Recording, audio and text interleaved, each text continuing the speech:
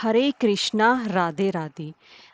दोस्तों, आप सभी का मेरे इस YouTube चैनल में हार्दिक स्वागत है।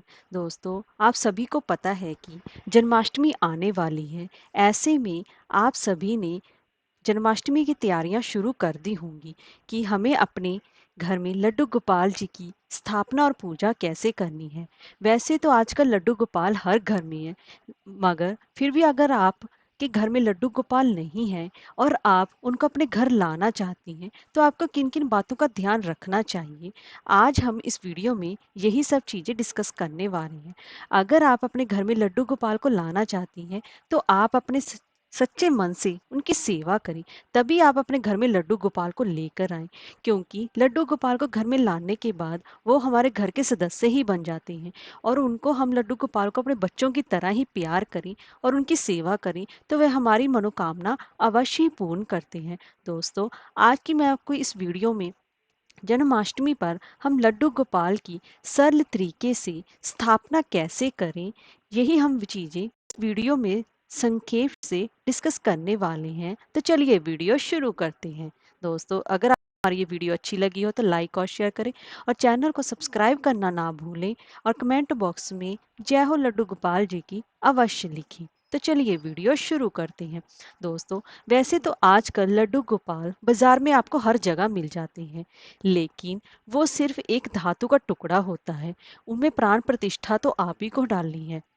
इसीलिए हम अगर जन्माष्टमी पर आप लड्डू गोपाल को लाना चाहते हैं और लड्डू गोपाल जी की सेवा अर्चना करना चाहते हैं, तो हम कैसे जन्माष्टमी पर उनकी स्थापना करें। दोस्तों, वैसे तो लड्डू गोपाल जी की प्राण प्रतिष्ठा की प्रक्रिया 4 दिनों तक चलती है। इसी वजह से इसको काफी लंबा समय लग जाता है। अगर आप ऑफिस गोइंग हैं या फिर एक स्टूडेंट हैं, आपके पास समय नहीं है, तो आप सिर्फ एक दिन में ही जन्माष्टमी के दिन ही लड्डू गोपाल जी की प्रार्थना कर सकते हैं, क्योंकि जन्माष्टमी का दिन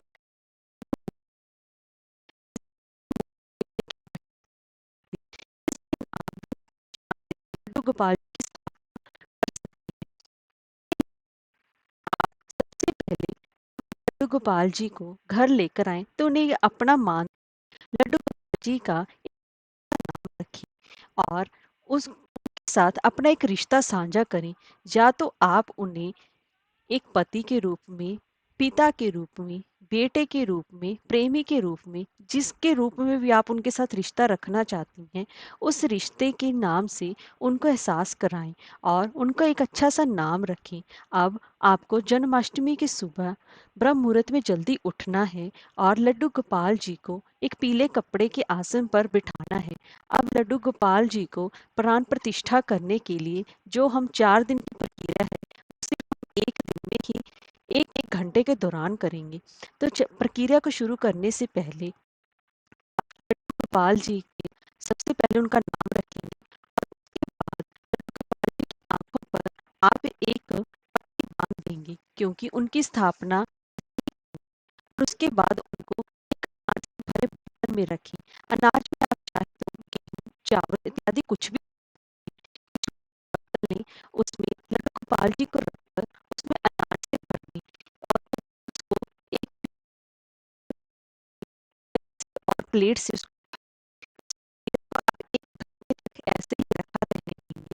अब जब 1 घंटा हो जाए तो उन दिन से उसको पहले अनाज को बाहर निकाल लें, फिर लड्डू गोपाल जी को बाहर निकाल लें, और उसके बाद फिर उनको एक दूसरे बर्तन में लड्डू गोपाल जी को फिर से रखें और उनको पूरे फलों से ढक दें, और फिर उनके ऊपर पीला कपड़ा बिछा दें, या फिर जैसे ही आपने पहली प्रक्रिया की है वैसे ही करें। अब 1 घंटे का फिर से इंतज़ार करें। अब तीसरे घंटे में सबसे पहले उनको फलों को बाहर निकाल दें, और फिर उसके बाद लड्डू गोपाल जी को बाहर निकाल लें। अब तीसरे बर्तन में लड्डू गोपाल जी को फिर से रखें और उसके ऊपर फूलों से ढक दें। अब तीसरे घंटे के इंतज़ार करने के बाद चौथे घंटे में अब लड्डू गोपाल जी को सब्जियों से ढक दें। अब फिर उसके बाद 5वें घंटे में लड्डू गोपाल जी को आप फिर उसके बाद उनको 5वें के दिन के बाद उनको आप चाहे तो चीनी में भी रख सकती हैं। और उसके बाद अब जो 5 घंटे की हमारी ये प्रक्रिया है, अब उनको हम एक प्लेट में से बाहर निकालेंगे और ये सब चीज़ें या तो आप किसी को दान कर दें या फिर आप अपने घर में भी इस्तेमाल कर सकती हैं। और उसके प्लेट पर स्थापित करें और उसके बाद ये सारी चा प्रक्रिया पूरी होने के बाद सबसे पहले आप एक थाली में बनाएँ और उसके बाद उनको कच्चे दूध से नहलाएँ। अब आप याद रखिए, अब इनकी प्राण प्रतिष्ठा हो गई है। अब उसके बाद उनकी से पट्टी और उसको पट्टी हटाने के बाद उनकी आँखें सीधे पहले उनको आईना दिखाएँ, तो जो होगी वो शीशे से टकराकर उन्हीं में वापस चली जाएगी, जिससे कि उनकी प्राण प्रतिष्ठा होगी। अब लड्डू गोपाल जी को अपना बच्चा पूरी भावना और प्यार के साथ खिलाएं। पहले तो दही, चीनी, फिर शहद, आखिर में घी को नहलाएं और अंत में गंगा जल मिले सादे जल से उनको नहलाएं। अब मौसम के अनुसार अब कराएं। अब उसको एकदम उनको साफ कपड़े पहनाएं। आप चाहे तो पीले रंग के कपड़े भी उनको पहना सकते हैं। और उसके बाद उनका श्रृंगार करें, क्योंकि लड्डू गोपाल जी को श्रृंगार करना अत्यंत बाद फिर चंदन का तिलक लगाएं, फिर इत्र लगाएं और उनको नए नए गहनों के साथ विशेष बांसुरी बहुत प्रिय होती है, तो उनके लिए बांसुरी अवश्य ही रखें। वो घर के सदस्य बन चुके हैं। अब आपको उनके सबसे पहले तो उनको माखन मिश्री बहुत पसंद होती है, तो उनको सबसे पहले माखन मिश्री का भोग लगाएं, फिर उनको दूध का भोग लगाएं और लड्डू गोपाल जी को बार बार में दूध और देते रहें।